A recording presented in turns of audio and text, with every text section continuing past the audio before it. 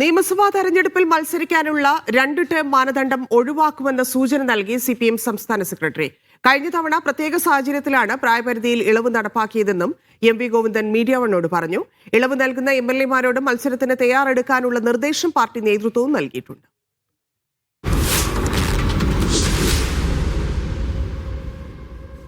തുടർച്ചയായ 2 തെരഞ്ഞെടുപ്പിൽ മത്സരിച്ചവർക്ക് മൂന്നാമത് അവസരം നൽകേണ്ടെന്നായിരുന്നു കഴിഞ്ഞ നിയമസഭാ തെരഞ്ഞെടുപ്പിൽ സിപിഎം തീരുമാനം.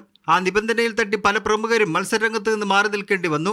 എന്നാൽ 2 ടേം വ്യവസ്ഥ ഇത്തവണ കർശനമായി നടപ്പാക്കേണ്ടതില്ലെന്നാണ് പാർട്ടി തീരുമാനം. ഈ 2ാം ടേം 3ാം ടേം ഒന്നും അത് കഴിഞ്ഞ പ്രാവശ്യത്തെ തെരഞ്ഞെടുപ്പിന്റെ ഭാഗമായിട്ട് ഞങ്ങൾ അംഗീകരിച്ച ഒരു ക്രൈറ്റീരിയയാണ്.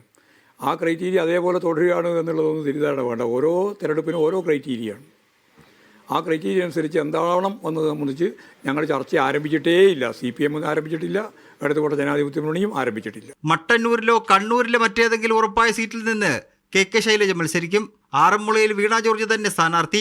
ജില്ലാ സെക്രട്ടറി ആണെങ്കിലും വർക്കലയിൽ വി ജോയിയെ തന്നെ മത്സരിപ്പിക്കാനാണ് നീക്കം. PV ശ്രീനിജനും കൊച്ചിയിൽ KJ മാക്സി മത്സരരംഗത്തേക്ക് വരും. Neyyattinkara ആൻസലിനും പാറശാലയിൽ CK ഹരീന്ദ്രനും കാട്ടാക്കടയിൽ IB സതീശും കളത്തിലിറങ്ങും. Mukesh, MM മണി എന്നിവർ മത്സരിക്കുന്ന കാര്യത്തിൽ സംസ്ഥാന നേതൃത്വത്തിന്റെ നിലപാട് പ്രധാനമാണ്. ഇടതുമുന്നണി കൺവീനർ TP രാമകൃഷ്ണന് മത്സര സാധ്യത കുറവാണ്. മീഡിയ 1 തിരുവനന്തപുരം.